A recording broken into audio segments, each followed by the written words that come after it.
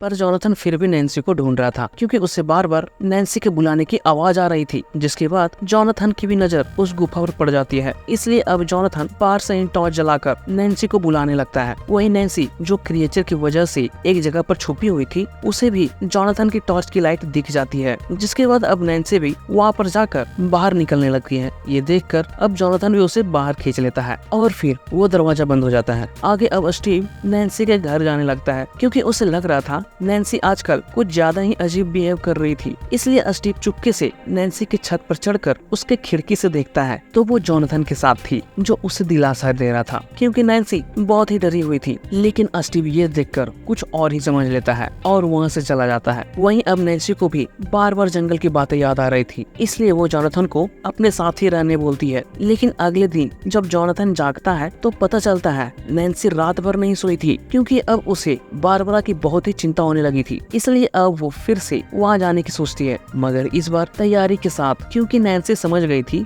वो क्रिएचर खून को सूंघता हुआ आता है, बिल्कुल शार्क की तरह। तभी तो उसने बारबरा को ले गया था क्योंकि उसकी अंगुली कटी हुई थी। वो एरन को ले गया क्योंकि वो जख्मी थी। थोड़ी देर बाद देखते हैं जब कैरन ऊपर आती है तो नैन्सी अपने कमरे में नहीं थी। इसका मतलब वो जोनाथन के साथ चली गई थी। उसके बाद दोनों किसी आर्मी स्टोर में जाकर अजीब अजीब से दिखने वाले हथियार और कुछ बुलेट्स को खरीदते हैं। लेकिन जैसे ही दोनों बाहर आकर सामान को कार में रखते हैं तभी वहाँ पर स्टीव आकर हॉल की तरफ इशारा कर उसे कुछ बताता है। जब नैन्सी जाकर वहाँ देखती है तो स्टीव के फ्रेंड्स नैन्सी को बदनाम करने में लगे थे, इसलिए अब नैन्सी स्टीव के पास जाकर गुस्सा करने लगती है। पर जब जोनाथन उसे आकर ले जाने लगता है तो स्टीव जोनाथन और उसके फैमिली के बारे में बोलने लगता है, जिसे सुनकर अब जोनाथन और स्टीव के बीच फाइट शुरू हो जाती है। कुछ देर फाइट करने के बाद पुलिस भी वहाँ पहुँच जाती है, लेकिन जोनाथन नहीं सुनता, इसलिए पुलिस जोनाथन को गिरफ्तार कर लेती है। पर स्टीव और उसके दोस्त भागने में कामयाब हो जाते हैं। दूसरी तरफ अब हॉपर जॉयस को उस जगह के बारे में भी बताता है जहाँ वो गया था और पेंटिंग के बारे में भी। पर ये सुनकर जॉयस का कहना था कि वो विल नहीं है क्योंकि विल अच्छी पेंटिंग बना लेता था, पर हॉपर के अनुसार वो पेंटिंग वैसी नहीं थी। जिसके बाद हॉपर को एक न्यूज पर ध्यान जाता है जिसमें एक लेडी जिसका नाम टेरी था कई दिनों से अपनी बेटी को ढूंढ रही थी जिसका नाम जेन था, लेकिन टेरी को उसका झूठा केस बनाकर बंद कर दिया गया था। ये देखकर हॉपर भी समझ जाता है जिसे वो इतने दिनों से विल समझकर ढूंढ रहा था वो कोई और बच्चा था। इसलिए अब हॉपर टेरी का एड्रेस निकलवा कर वहाँ जाने लगता है। बाद में जब दोनों वहाँ पहुँचते हैं तो उन्हें टेरी की बहन से पता चलता है कि वो पिछले 5 सालों से ऐसे ही बेजान पड़ी हुई है, जैसे एक जिंदा लाश की तरह।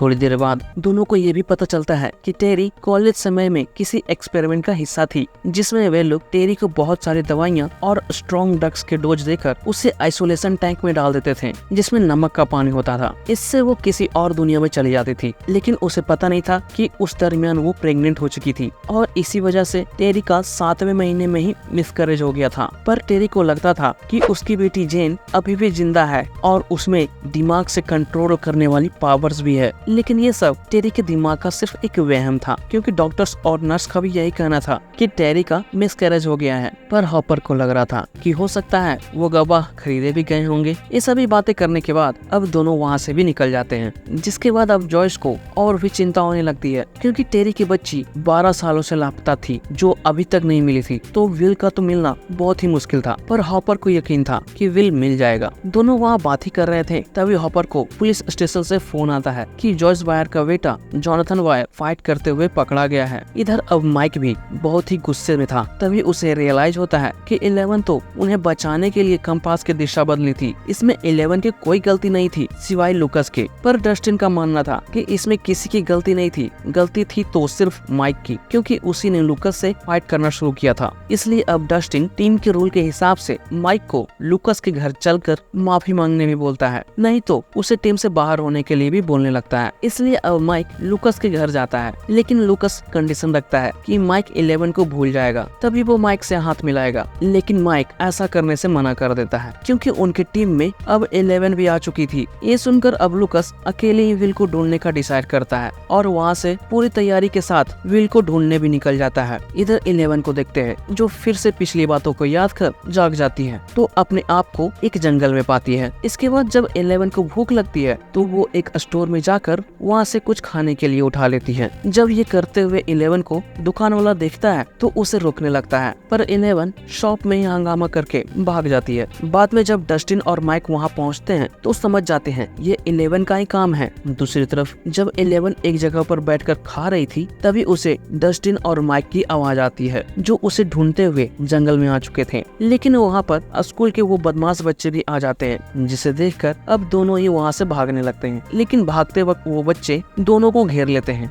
और उसमें से एक बच्चा डस्टिन को मारने की भी धमकी देने लगता है, वरना बदले में वो माइक को खाई के पानी में कूद जाने बोलता है। ये देखकर अब माइक भी खाई में कूदने के लिए तैयार हो जाता है। लेकिन जैसे ही वो खाई में कूदता है वहाँ पर 11 आ जाती है और उसे बीच में ही रोक देती है। बाद में जब डस्टिन वहाँ जाकर देखता है तो माइक वापस से ऊपर आकर जमीन पर गिर जाता है। इसके बाद 11 भी वहाँ पर आकर उस लड़के का हाथ तोड़ देती है। ये देखकर अब दोनों लड़के वहाँ से भाग जाते हैं। बाद में 11 भी वहाँ पर बेहोश हो जाती है। तभी देखते हैं इस बार 11 फिर से अतीत में चली गई थी, जहाँ वही साइंटिस्ट 11 को पानी के टैंकर में जाकर किसी को ढूंढने बोलता है। लेकिन अंदर जाती ही 11 की नजर उसी क्रिएचर पर पड़ जाती है, जिससे देखकर अब 11 भी चिल्लाने लगती है और इसी वजह से वहाँ के दीवार में दरारें भी आ गई थी। तभी 11 भी जाग जाती है और माइक से माफी मांगती है क्योंकि उसी की वजह से दूसरी दुनिया का गेट ओपन हुआ था। बाद में जब वो सभी घर आते हैं तो साइंटिस्ट के लोग 11 को देखकर साइंटिस्ट को खबर कर देते हैं। इधर लुकस भी अब कंपास को फॉलो करते हुए लैब तक पहुंच जाता है, लेकिन वो अंदर नहीं जा पा रहा था क्योंकि लैब के चारों तरफ जाल लगी हुई थी। इसलिए अब लुकस वहीं पर से एक पेड़ पर चढ़कर लेबोरेटरी की तरफ देखने लगता है तो वहाँ पर उसे कुछ आर्मी वाले दिख जाते हैं जो अब 11 के बारे में जानकर उसकी तरफ भी निकल जाते हैं, जिन्हें निकलते हुए लुकस भी देख लेता है।